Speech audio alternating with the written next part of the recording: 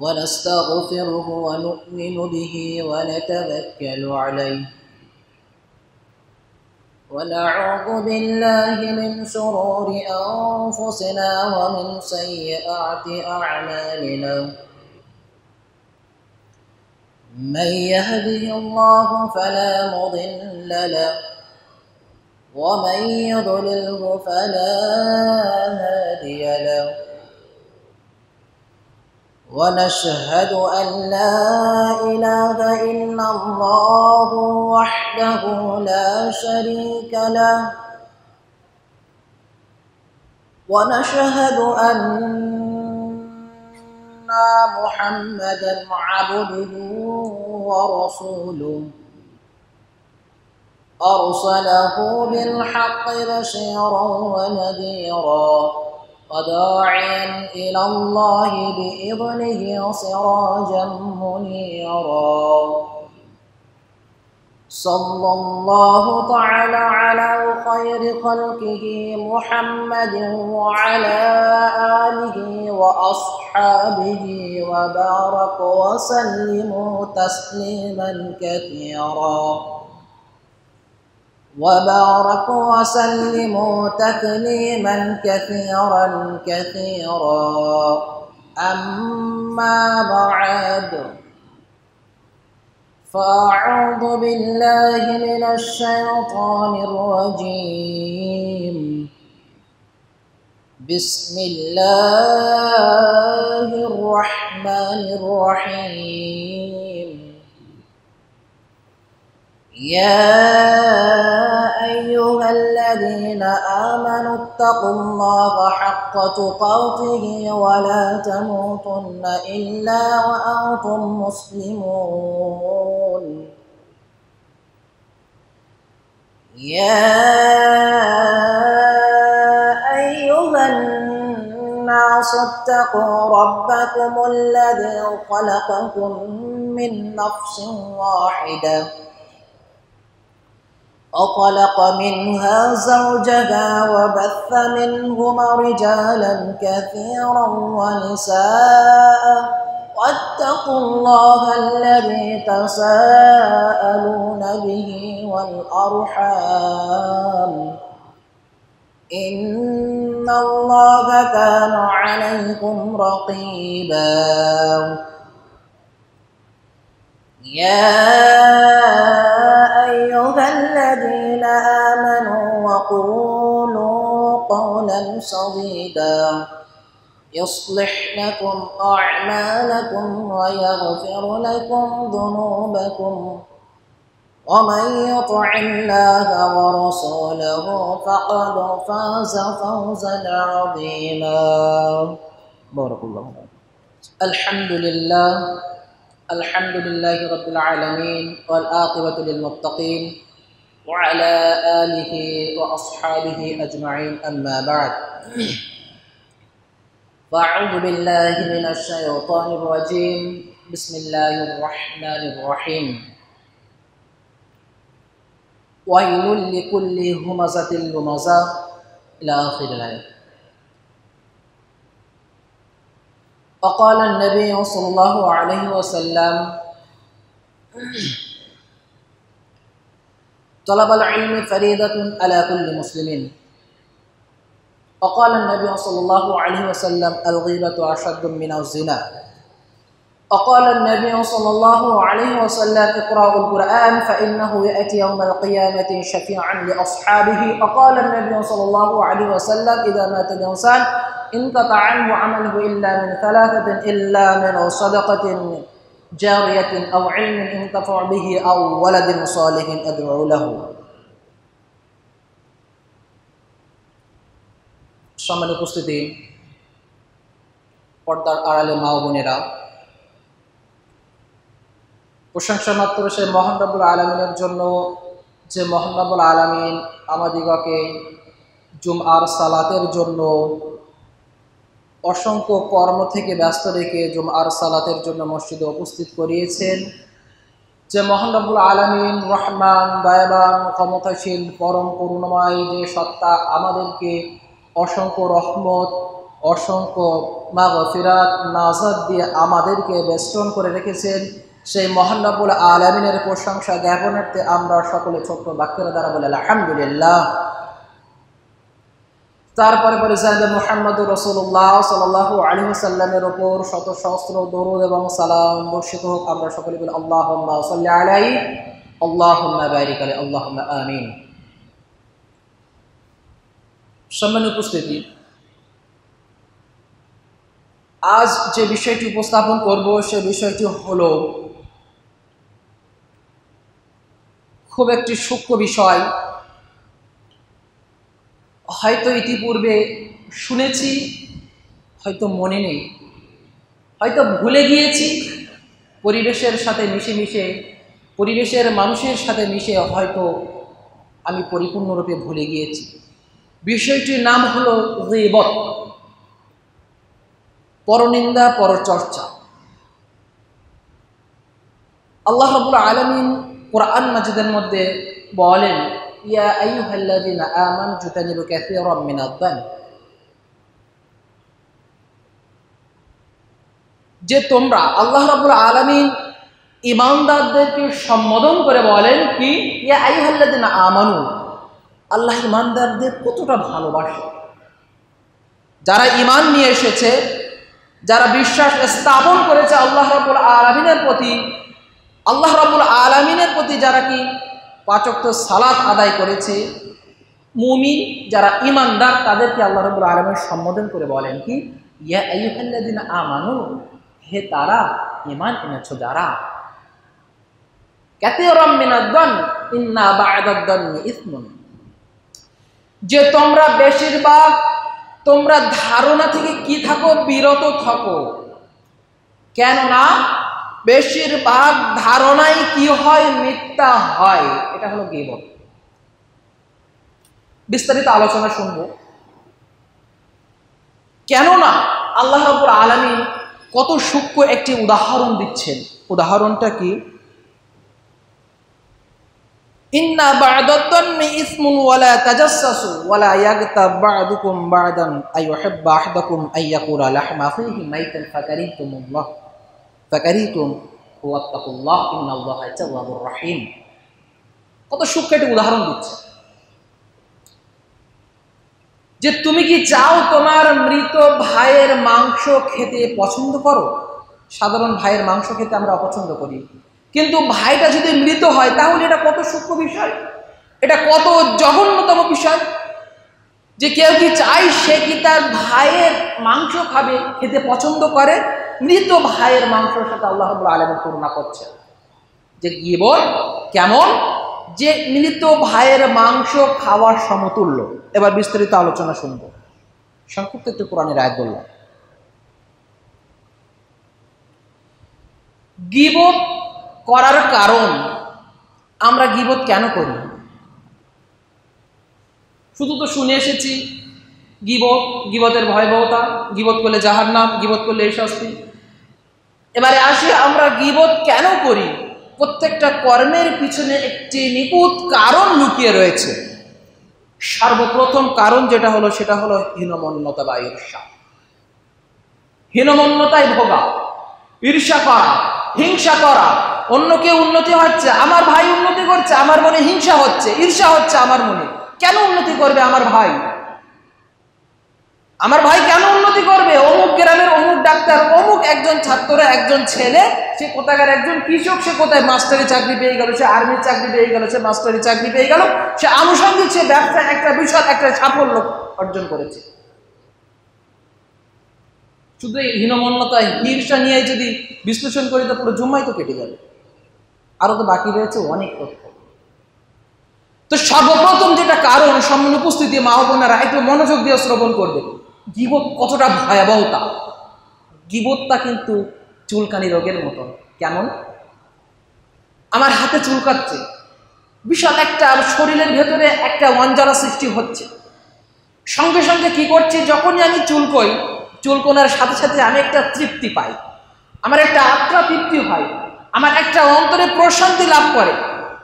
তার কিছুক্ষণের পরে ওই চুলকোনার জায়গাটা যেখানে ইতিপূর্বে চুলকে চুলকে আমি কত একটা এনজয় ফিল করেছি, তার পরক্ষণেই সেখানে জ্বালা শুরু হয়ে যায়, রক্ত বাইর হয়, সেখানে একটা বিশাল ব্যথা যন্ত্রণা, আস্তে আস্তে আস্তে আস্তে সেটা একটা বিশাল একটা, আল্লাহ না করুক, সেটা একটা ক্যান্সারের রূপ ধারণ করতে পারে।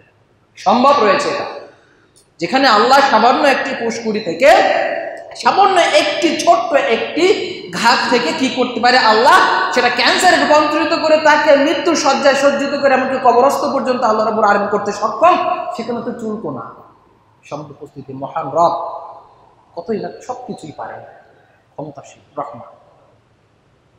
তো চুলকোনা যেমন চুলকোনার পরে জ্বালা যন্ত্রণা করে, ব্যথা ছটফট করে, সঙ্গে সঙ্গে ডাক্তারের কাছে যেতে হয়, তদরূপ গীবত যখন যে ব্যক্তি গীবত করে সে একটা বিশাল একটা আত্মশান্তি লাভ করে, তার একটা বুক বহবল হয়, তার একটা আত্মা কি শান্তি লাভ করে, তার মনের একটা জ্বালা যন্ত্রণা খোদা যেন মিটে যায়। কিন্তু পরক্ষণেই কি হয়, আল্লাহ রাব্বুল আলামিন তার জন্য কি শাস্তি রেখে দিয়েছেন। নবী সাল্লাল্লাহু আলাইহি ওয়াসাল্লাম বলেন, আবু দাউদের হাদিস, যে মিরাজের রাত্রে আমি জাহান্নামের পাশ দিয়ে অতিক্রম করছিলাম, এমতো অবস্থায় দেখি এক শ্রেণীর ব্যক্তি, তাদের নখগুলো লম্বা তামার তৈরি, তারা কি করছে, অনবরত তাদের বুকে, তাদের মুখে, তাদের শরীরে অঙ্গ প্রত্যঙ্গে তারা কি করছে, ক্ষতবিক্ষত করতে নখের আঁচড় দিচ্ছে। আমি জিব্রাইলকে জিজ্ঞাসা করলাম, নবী সাল্লাল্লাহু আলাইহি ওয়াসাল্লাম বলেন, হে জিব্রাইল, এই সম্প্রদায় কারা? জিব্রাইল আলাইহিস সালাম বললেন, এরা ওই সকল ব্যক্তি যারা কি করতো, গীবত করতো, পরনিন্দা করতো, একের কথা অপরকে লাগাতো, যে মানুষের সামনে গীবত করতো, পিছনে গীবত করতো। আল্লাহ রাব্বুল আলামিন কোরআন মাজিদের মধ্যে বলেন, ওয়াইলুল লিকুল্লি হুমাযাতিন লুমাযা, ওয়াইল নামক জাহান্নাম দুর্ভোগ তাদেরই জন্য যারা হুমাযাতিন লুমাযা, সামনে গীবত করে, পিছনে গীবত করে, তাদের জন্য রয়েছে দুর্ভোগ। কত ভয়াবহতা গীবত, এর শাস্তি কতটা ভয়াবহতা। সর্বপ্রথম যেটা কারণ, হীনমন্যতা বা ঈর্ষা করা। আমি হীনমন্যতায় ভুগছি, আমার মধ্যে একটা বিচলন ভাব সৃষ্টি হচ্ছে, আমি স্থির ঠান্ডা, আমি বসে থাকতে পারছি না, হীনমন্যতায় ভুগছি, আমার কষ্ট হচ্ছে, শরীরে জ্বালা হচ্ছে, ছটফটি হচ্ছে, মানুষের গীবত করি। আর কি, ঈর্ষা হিংসায় গীবত করি। দ্বিতীয় কারণ, নিজেকে বড় করে দেখানোর চেষ্টা।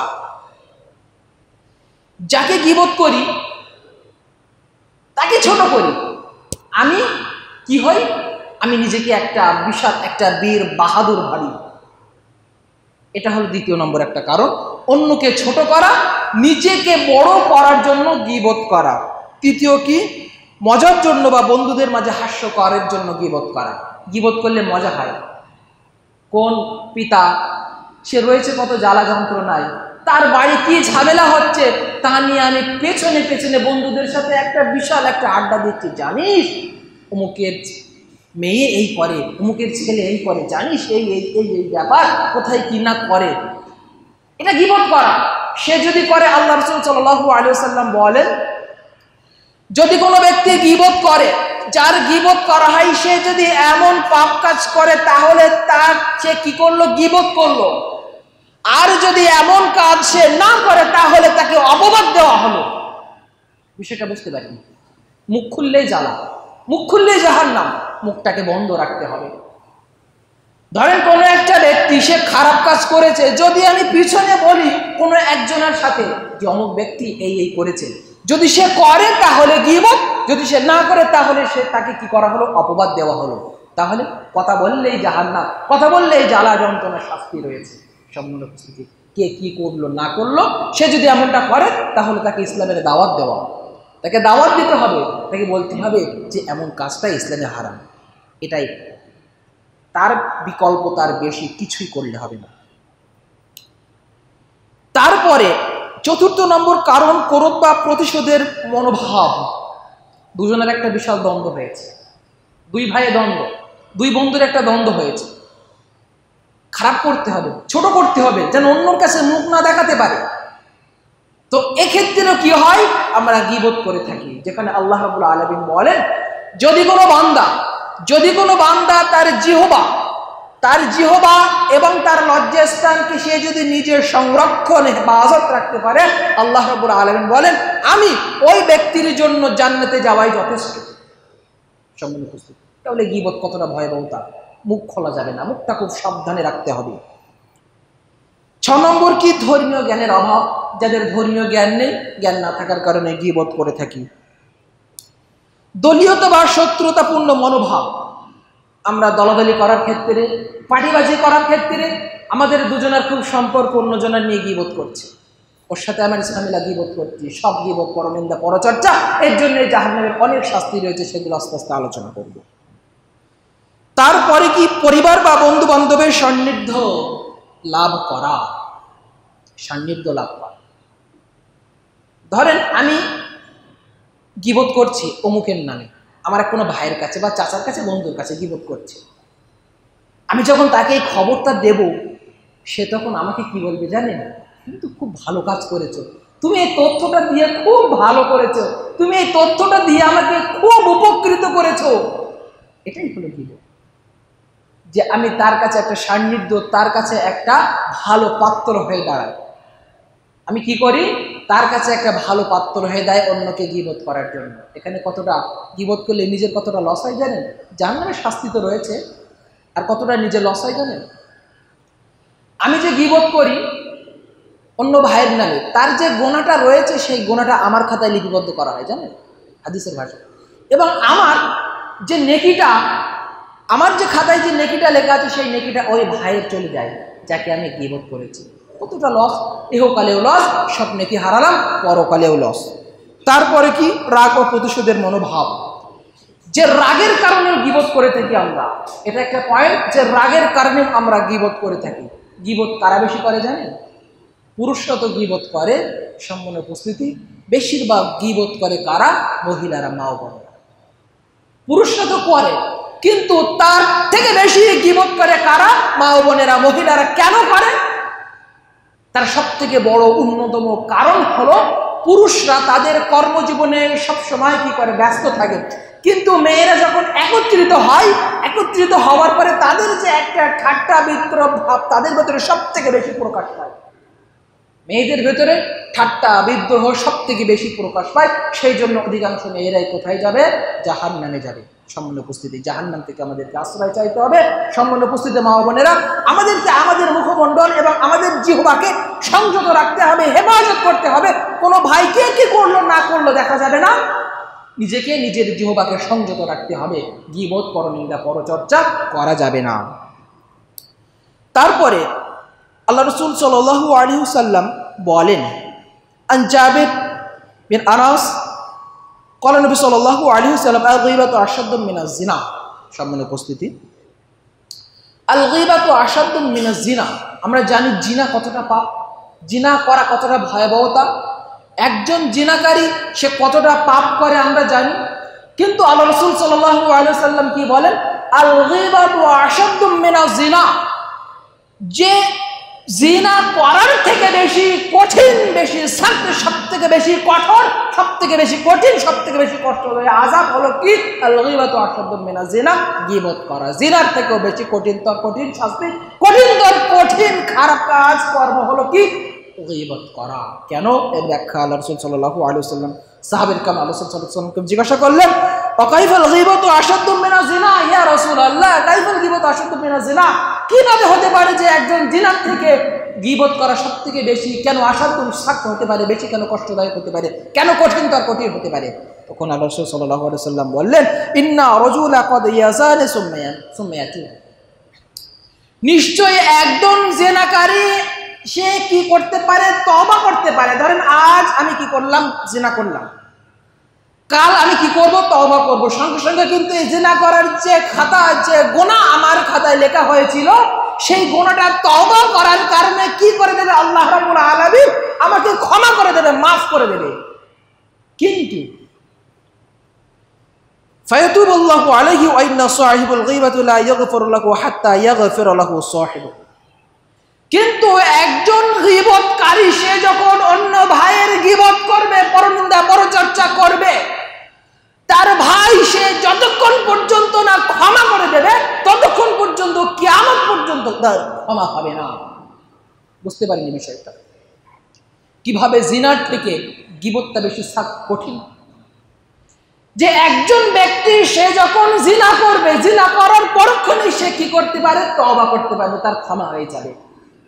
কিন্তু একজন গীবতকারী কতটা ভয়াবহতা, যে একজন গীবতকারী সে যখন গীবত করবে, গীবত যার নামে করবে, সে যতক্ষণ পর্যন্ত ক্ষমা না করবে তার কোনোদিন কিয়ামত পর্যন্ত তার ক্ষমা হবে না, যতক্ষণ পর্যন্ত যার নামে গীবত করা হয়েছে সে যতক্ষণ পর্যন্ত ক্ষমা না করবে।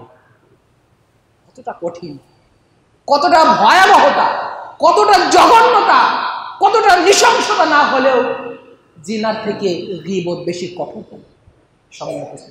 আমাদেরকে বেঁচে থাকতে হবে। আমরা এক জায়গায় বসলেই সঙ্গে সঙ্গে গীবত শুরু করে দেই। তুই জানিস আজকের একজন মসজিদে সালাত আদায় করতে এসেছিল, নতুন মুসল্লি, কোনোদিন দেখা যায় না, অমুক অমুক কাজ করে, মাঠে গিয়ে করে, বাজারে গিয়ে কাজ করে, এ খায় তা খায় হ্যান খায়, সঙ্গে সঙ্গে আমরা শুরু করে দেই। কিন্তু এখানে সর্বপ্রথম আমার করণীয় যেটা ছিল, তাকে দাওয়াত দেওয়া, তাকে বোঝানো যে এমন কাজ করা যাবে না। তাকে বোঝানোর পূর্বে আমি গীবত শুরু করে দিলাম, আমার গোনা, আমার নেকি তাকে দিয়ে দিলাম, তার গোনাগুলো আমি নিয়ে নিলাম। বোঝানোর পূর্বে এই সম্মান উপস্থিত বসে আছে, কজন মেয়ে বসে আছে, নর্মালি বসে আছে, মনে করেন তাদের স্টাডি করছে, তারা নিজেরাই ঘরের ভিতরে। কোন একটা প্রসঙ্গ, ছোট্ট একটা বালুকণার মতন একটা প্রসঙ্গ উঠলো। কি প্রসঙ্গ? আজ রাস্তা দিয়ে আসছিলাম, আস্তে আস্তে একজনের সাথে আমার দেখা, ওই শুরু হয়ে গেল, ওই গীবত শুরু হয়ে গেল, চুলকোনা রোগের মতন, ওই শুরু হয়ে গেল। এবার সে কি করে না করে, কোথায় যায়, কি খায়, কার সাথে ঘরে, কি করে না করে, সঙ্গে সঙ্গে শুরু করে দিলাম। একদম তার জন্ম থেকে নিয়ে যতদিন পর্যন্ত সে রয়েছে দুনিয়ায়, পুরোটাই তার আমি উজাড় করে দিলাম। কার লাভ হয়? তারই তো লাভ হয়ে গেল। আমরা জানি না আমরা কতটা পাগল, কতটা বোকা, আমরা কতটা আহম্মক, আমরা জানি না যে অপরের গীবত আমার কতটা ক্ষতি করে। বোকা না বলে আর জানে না, বোঝে না, বোকারাই করে গীবত। কিন্তু যারা প্রকৃতপক্ষে, মূলত পক্ষে যারা জানে গীবতের ভয়াবহতা, তারা কোনোদিন গীবত করবে না। শত বাধা হলেও, শত চেষ্টার পরেও তার মুখ কোনোদিন খুলবে না, তার মুখে তালাবদ্ধ থাকবে, তার মুখে সীমাবদ্ধতা থাকবে। সম্মানীয় উপস্থিতি, তারপরে গীবত কারা বেশি করে? গীবত পুরুষের থেকে কিন্তু বেশি করে মহিলা।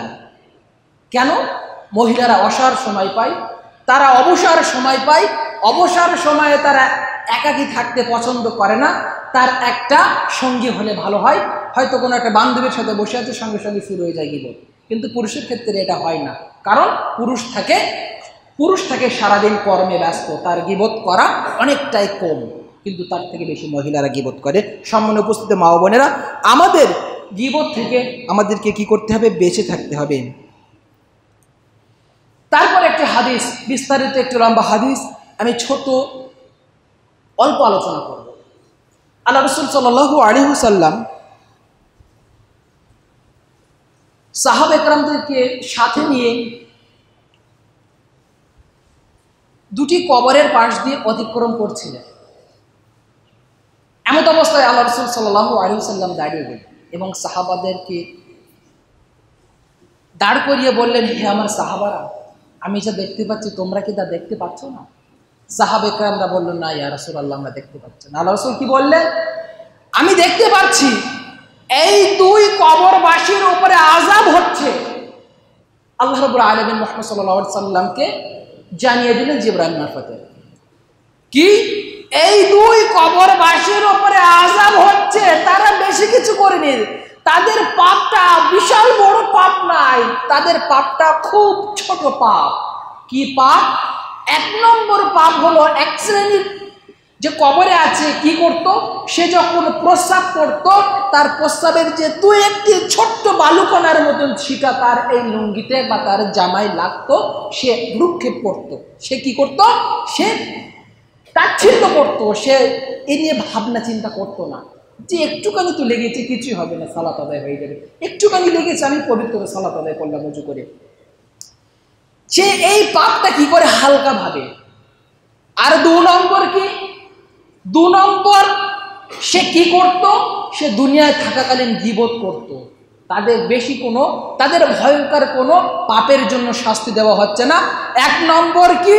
ওই ব্যক্তি যে কি সে প্রস্রাবের বালুকণার মতন ছিটা তার লুঙ্গিতে বা তার পায়জামায় তার জামায় লাগতো, সে এটা নিয়ে ভাবনা চিন্তা করতো না, সেটা তাচ্ছিল্য মনে করতো। আর দ্বিতীয় কি, সে দুনিয়ায় থাকাকালীন গীবত করতো। আমি দেখতে পাচ্ছি ওই দুই কবরবাসীর উপরে কি হচ্ছে, আযাব হচ্ছে। আল্লাহ রাসূল সাল্লাল্লাহু আলাইহি ওয়াসাল্লাম সাহাবা ইকরামদের কাছ থেকে একটা খেজুর ডাল আনয়ন করলেন। আনয়ন করার পরে একটা খেজুর ডাল থেকে মাঝখান থেকে দুটো আলাদা করে দিয়ে দুটো কবরের উপরে পুঁতে দিলেন এবং বললেন কি, এই খেজুরের ডাল যতদিন ভিজা থাকবে ততদিন এই দুটা কবরবাসীর উপরে আযাব আল্লাহ রাব্বুল আলামিন অনেকটা মাকুফ করে দেবেন। সুবহানাল্লাহ।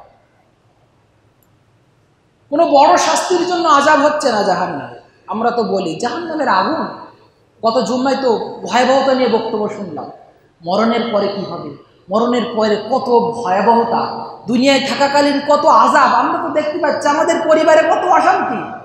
এগুলো তো সব কৃতকর্মের ফল। আমি যে কৃতকর্ম করছি, আমি যে পাপ কাজ করছি, সেই পাপ কাজের ফল হলো আমার সংসারে কোনো শান্তি নেই, আমার সংসারে অশান্তি, আমার সাথে আমার পিতার ঝামেলা, আমার সাথে আমার মার ঝামেলা, ভাই ভাই দ্বন্দ্ব, ভাই বোনের দ্বন্দ্ব, বোন আসলে খেতে দেয় না, কত রকম আহামরিক করে, সংসারে কোনো সুখ নাই। এর সব থেকে বড় অন্যতম কারণ হলো দুনিয়ার আযাব এটাই, এবং দুনিয়ায় অপকর্মের শাস্তি এটাই। পরকালে তো রয়েছে শাস্তি।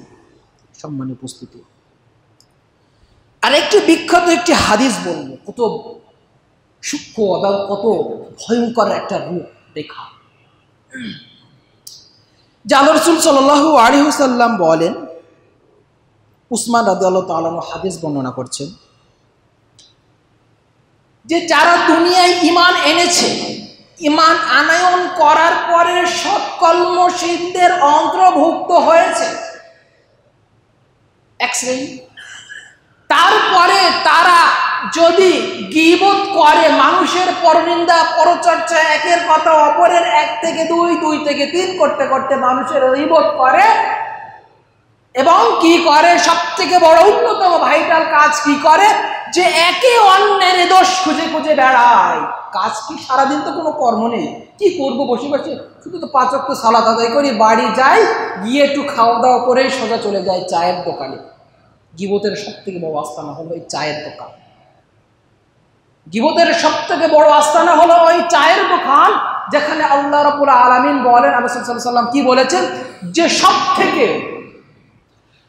থেকে উত্তম জায়গা হলো মসজিদ, এবং সব থেকে নিষ্ক্রিয় জায়গা, সব থেকে খারাপ বাজে জঘন্যতম জায়গা হলো কোথায়, বাজার। কিন্তু আমরা মসজিদে বেশিক্ষণ থাকি না, যেমন করে হোক একটু মুয়াজ্জিন আজান দেবে, আজান শেষ সঙ্গে সঙ্গে এসে তড়িঘড়ি আমি ওযু করলাম, ওযু করার পরে আমি কি করলাম, সালাত আদায় করে যেমন করে সুন্নত পড়ে মসজিদ থেকে বাইরে দিতে পারলে আমি বাঁচি। কোথায় যেতে হবে, যেতে হবে আমার এই চায়ের দোকানে, আমাকে প্রথম চাটাই খেতে হবে। প্রথম চা না খালে যেন আমার আত্মা তৃপ্তি হয় না। আছে তো আছে, তার সাথে তো আছে তো অনেক নেশা, তার সাথে তো আছে অনেক নেশা দ্রব্য, যেগুলো 5 ওয়াক্ত মুসল্লি, জুম্মাধারী মুসল্লি, ঈদের নামাজধারী মুসল্লি, আমরা কি করি, নেশাপান তো করি। নেশাপানের কত ভয়াবহতা আমরা শুনেছি, সেগুলো বিস্তারিত আলোচনা। কিন্তু হাদিসের যেটা মূল ব্যাখ্যা সেটা বলি, যদি কোনো ব্যক্তি কারোর দোষ ত্রুটি খুঁজে বেড়ায়, হাদিসটা খুব মনোযোগ দিয়ে শ্রবণ করবেন, মা ও বোনেরা মনোযোগ দিয়ে শুনবেন। যদি দোষ ত্রুটি খুঁজে বেড়ায়, আল্লাহ রাব্বুল আলামিন তারও দোষ ত্রুটি খুঁজে বেড়াবে। আমি যদি কারোর দোষ ত্রুটি খুঁজে বেড়াই, উপরে আছে আল্লাহ, উপরে আছে মাহবুদ সত্তা রব, ওই রব আমার দোষ ত্রুটি খুঁজে বেড়াবে।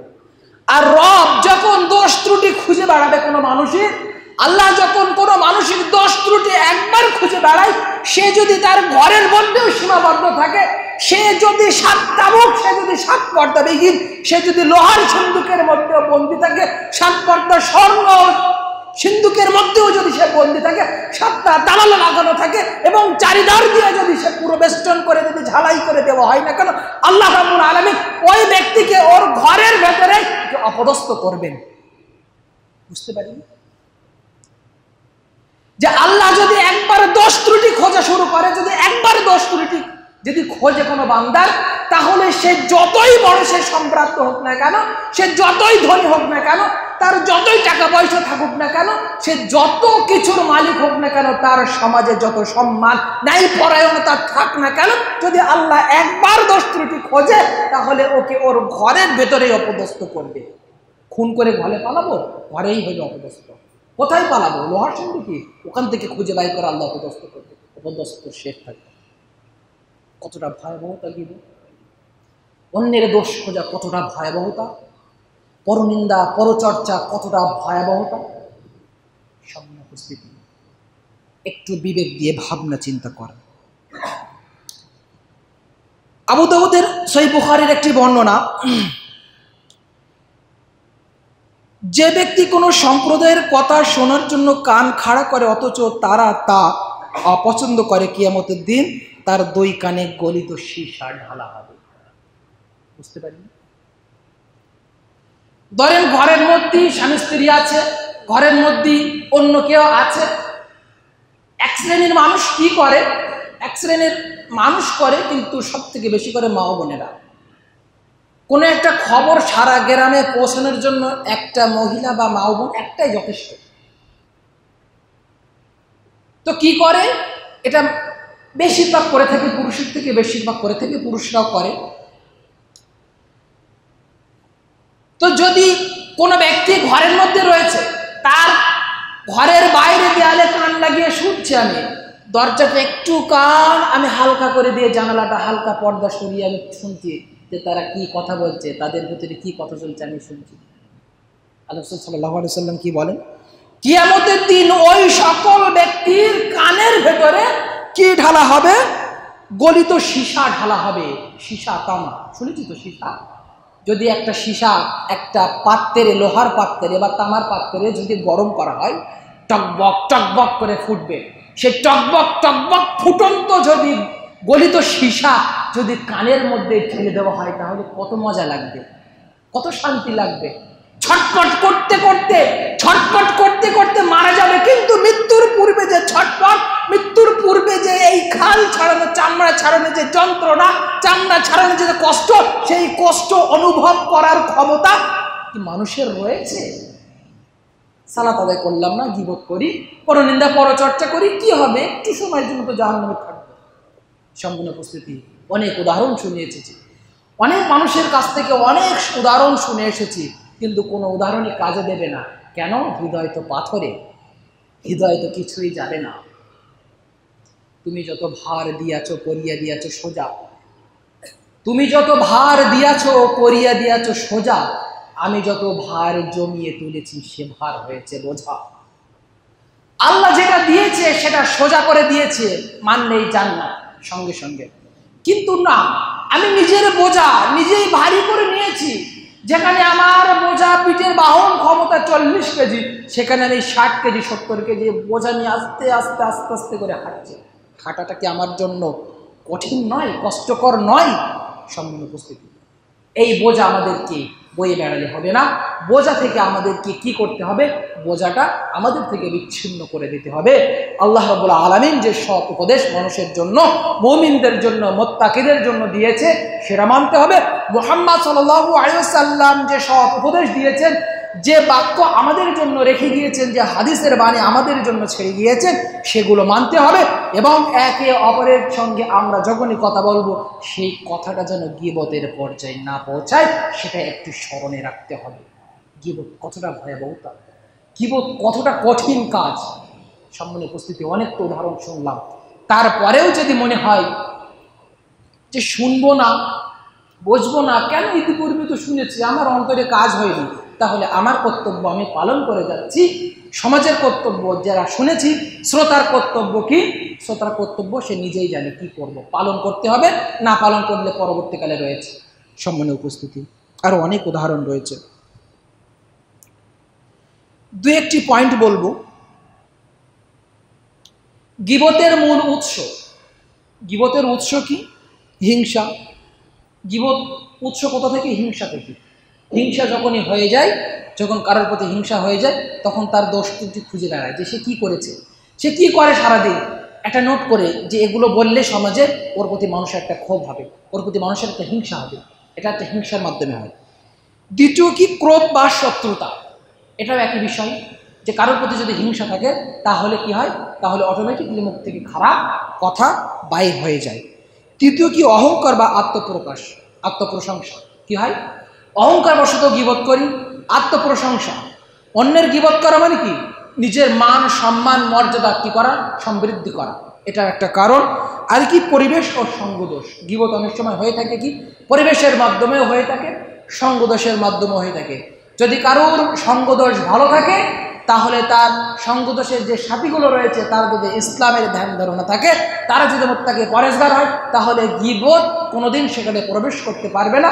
আর তার সাথীরা বন্ধুরা যদি তারা সর্বসময় যদি গীবতের মধ্যে জড়িত হয়ে থাকে, তাদের মুখ দিয়ে যদি অনবরত যদি গীবতের মতো কথাবার্তা বাইর হয়, তাহলে সে যতই ভালো হোক না কেন, সে সঙ্গদোষেই সে কী হয়ে যাবে, সে অটোমেটিকলি পরিবর্তন হয়ে যাবে। সম্মানীয় উপস্থিতি, সৎ সঙ্গে স্বর্গবাস, অসৎ সঙ্গে সর্বনাশ। সৎ সঙ্গে স্বর্গবাস, অসৎ সঙ্গে স্বর্গবাস। সৎ সঙ্গ যখনই থাকবে স্বর্গ জান্নাতে বাস হবে, অসৎ সঙ্গ যখনই থাকবে তখনই অটোমেটিকলি কি হয়ে যাবে, সর্বনাশ হয়ে যাবে। তারপরের কারণ হলো কি, হালকা আনন্দ বা ঠাট্টা। আনন্দ হচ্ছে, গীবত করা মানে কি, চুলকোনা রোগের মতন বললাম না, যত গীবত করবে একটা আনন্দ হয় মনের মধ্যে। অন্যের গীবত করা মানে কি, একটা আনন্দ হচ্ছে মনের মধ্যে, বুকে একটা বিশাল একটা বুক বহল একটা বাহুবল হয়ে যাচ্ছে যে গীবত করছে, কত একটা মানুষ আমার ভালো বলবে। কিন্তু না, গীবত করলে বরং তার জন্য রয়েছে শাস্তি। নিজেকে নির্দোষ প্রমাণ করার ক্ষেত্রেও গীবত হয়ে যায়। তারপরের কারণ কি, নিজেকে নির্দোষ প্রমাণ করা।